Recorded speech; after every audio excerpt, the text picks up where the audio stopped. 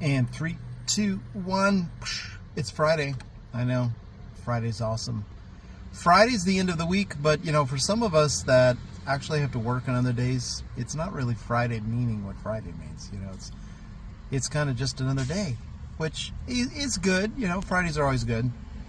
But I wanted to talk to you a little bit about the whole idea of stuff that we think should be one way, and it's actually another way.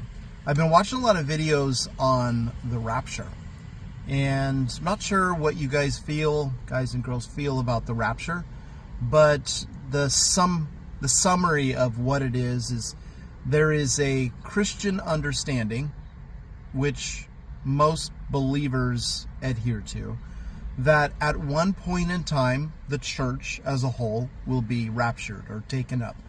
And I'm going to put some verses in the video here so you'll see those popping up. But some of these verses are referring to taking away, being caught up in the air, that God has set an appointed time where the church is going to be done. And we will, at that point, will rise in the air and we'll meet Christ in the air.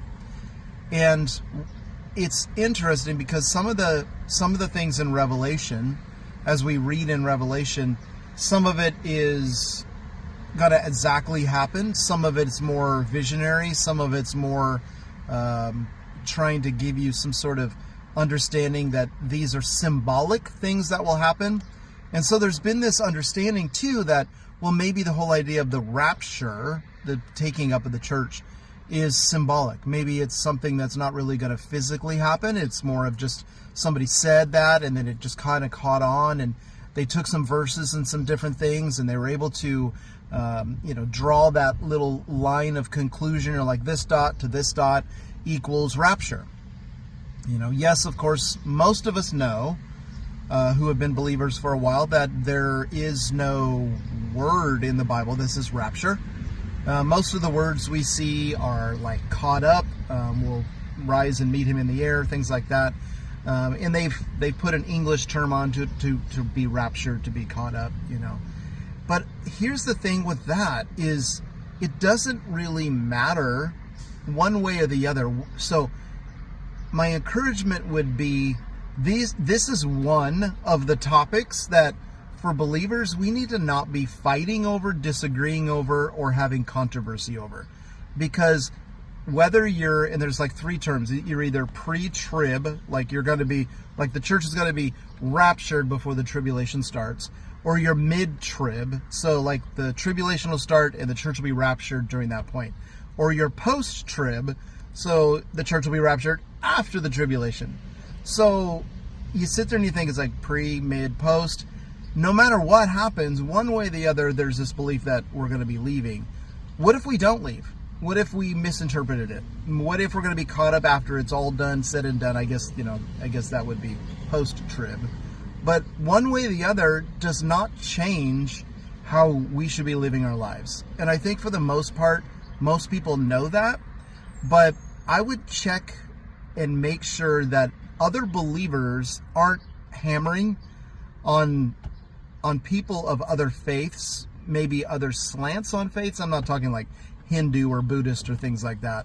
I'm talking about other believers. This is one of the topics that, while we should encourage each other that there will be an end time, and that one way or the other, Jesus is going to take us out, whether it's him coming back and setting up his kingdom here on earth, or whether we rise to meet him in the air and then he comes back. So one way or the other, just be encouraged to try to tell other believers not to go back and forth and argue or cause controversy or look down on other believers because maybe they have a different view on the rapture. So curious to see and to read what you guys think.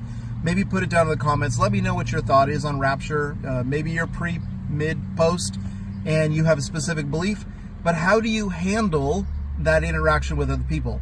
Or maybe your comment in the post could be, I didn't even talk about it, which is interesting as well. Because I think it's one of the things that we need to be talking to other non-believers about, that end times are coming. And what does that look like? And so even for unbelievers, we need to let them know one way or the other, that a tribulation is coming, and even the Christians are not fully understanding of whether we will be pre, mid, or post. But just be encouraged today. Hopefully you're out there talking to people about stuff. If you're not bumping into things, that means you're probably not talking to people, so you need to be. Just an encouragement to do that. No criticism, but just, be talking to others. You are the one who has the gift of Jesus and the salvation. You have to be ministering and preaching gospel wherever you can. Take that opportunity. So be blessed. Have an awesome one. Thank you.